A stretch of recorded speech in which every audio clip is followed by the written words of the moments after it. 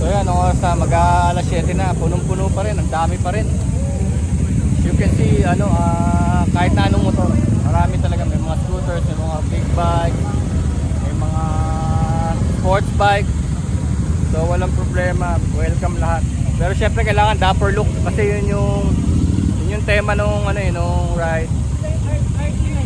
This is supposed to be for mental health, men's mental health and suicide awareness para sa mga lalaki, saka prostate cancer for the guys. Na-invento to ni Mr. Mark Hawa from Sydney, Australia. Na-inspire siya ron sa isang show na Mad Men. Meron tong isang fictional character na pangalan ay Don Draper. So si Don Draper ay sa parang cutthroat advertising industry in the 70s. So nagkaroon siya ng mental health kasi always aiming for the best, kahit na anong paraan ginagawa niya. Wala siyang rules, kahit na anong paraang madudumi o just to be on top. Pero later on naging heavy toll sa kanya yun. Nagkaroon siya ng mental health issues, hindi niya na alam kung sinong kaibigan niya, kung sinong kaaway niya. So nagtago siya. So yun ang kwento nung simula nito. Tapos nung si Mark Hawa, nakita yun. Si Don Draper, yung fictional character, nakita niya sa isang picture na si Don Draper nasa isang motor, katabi ng isang motor, naka full suit, katabi niya yung motor na matchless motorcycle.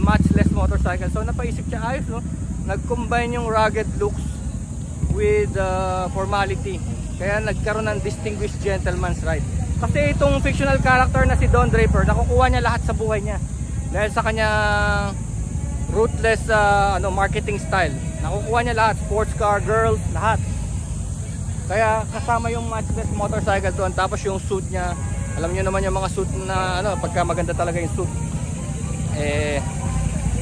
worth thousands din. Kagaya nitong suit ko, ito sa friend ko to, si Engineer Dennis, hindi na kasya sa kanya, pero sabi it's worth around 25k.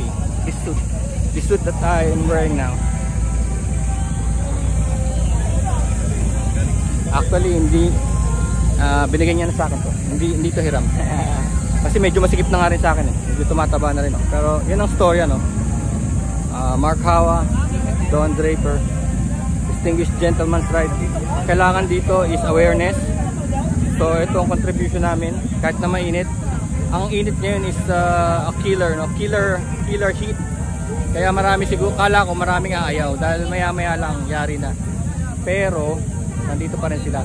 Kailangan ng donation para sa prostate cancer and mental health awareness ng mga lalaki. Donation ang kailangan kasi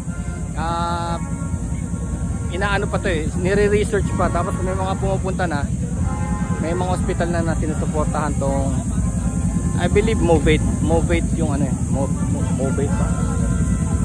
No, check it out. Parang ganun yung pangalan ng agency na kumukolekt ng pera. So kami ito, support. This is for men's mental health kasi alam niyo na minsan women and children, pero ito is for men's mental health and prostate cancer awareness. So kasi mental health hindi pa siya 100% na crack, hindi pa siya nakuwala talaga. Alam niyo naman yun, yung mga anxiety, di ba? Yung mga insecurities, yung mga inferiority, kaya nagtatago yung mga lalaki. Tapos yung mga lalaki hindi sila nagsasabi na may problema na pala sila until it's too late, nagsi-suicide. So yun.